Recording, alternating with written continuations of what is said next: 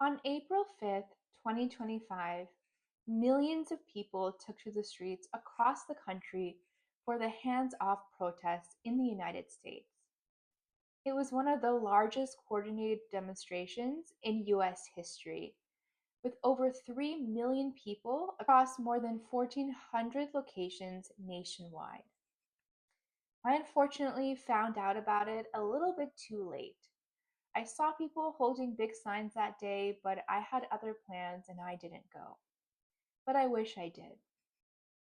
It was a massive demonstration of people rising up to express their frustrations, their deep concerns, and their real anger. It was also really beautiful, a show of solidarity coordinated across the country. Some of the signs were so personal and powerful, you would think that they could actually make a difference. But what often doesn't get talked about enough is what happens after a protest. Well, for one, I'm not even sure what this protest really stood for. To the layperson, it might not seem so clear. Hands off to what? Our bodies, our 401ks? I did try to find out this answer, thanks ChatGPT, and I found that hands off was signaling to this administration to refrain from implementing policies perceived as harmful to various social programs and democratic institutions. That makes sense. But I can feel Trump and his associates laughing at us now. They'll just keep doing what they want to do, and we'll just keep being shocked, concerned, and frustrated. The real problem is that it's not really clear what we need this administration to stop doing and why we need it to happen now. But it's not just a problem with this protest. Historically, protests have the power and momentum to spark real change, but they often fail to. As this book, How the Elites Ate the Social Justice Movement, explains, a pivotal moment happened in May 2020 when George Floyd was brutally murdered. This was a spark that led to the Black Lives Matter movement, where people demanded racial justice, ending police brutality on people of color. However, while an international response of unprecedented scale took place, nothing substantial happened. The lives of the people we were fighting for did not materially improve. Yes, the nation was more aware that racial injustice still exists, but no legislation was passed and no police reform took place. Nothing changed. So, what can we do now to harness the people power we had at the hands off protests and actually bring about the real kind of change we want to see in our lives right now?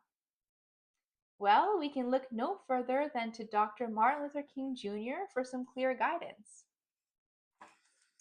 In his book, Why We Can't Wait, he sees that demonstrations and protests need to outline exactly what they want to see change, in what order, how, and when. This is how he did it. First, Dr. King explains why desegregation is so urgent.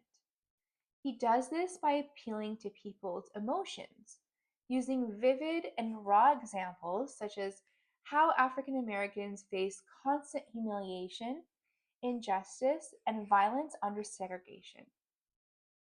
Then he appeals to people's moral responsibility that injustice everywhere is a threat to justice everywhere.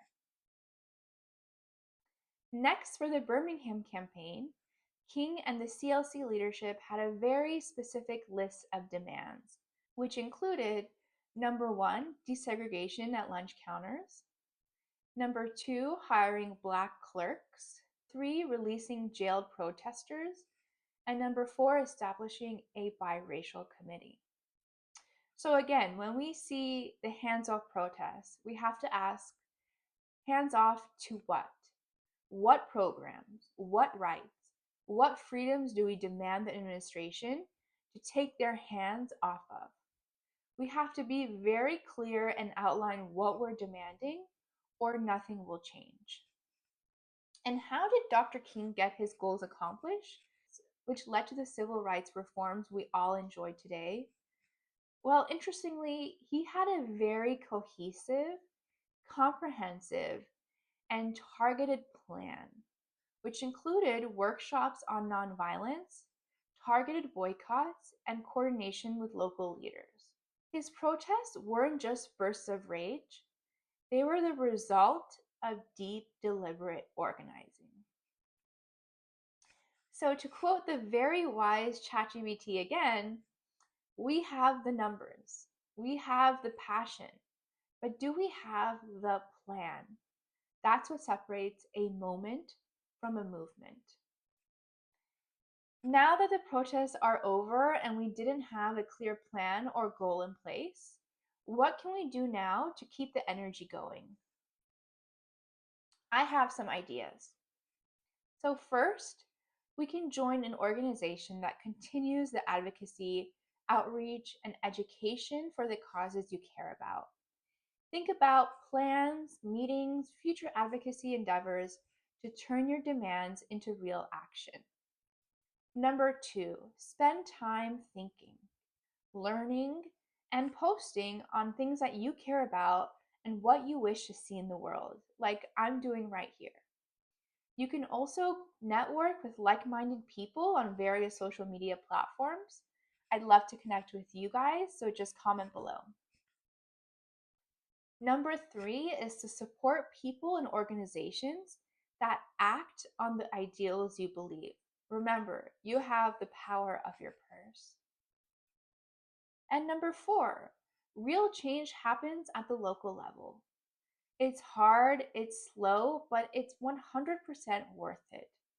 Think about what you can do to make a difference in your local community and then branch outward. A key thing to remember is that change doesn't happen quickly. There's a lot of the behind the scenes work to make real change happen, but you can be the difference maker. You've got to be patient and willing to learn and adapt. But we've all got to be clear, deliberate, and disciplined, or the other side wins. And we can't let that happen. Not now and not for our future's sake.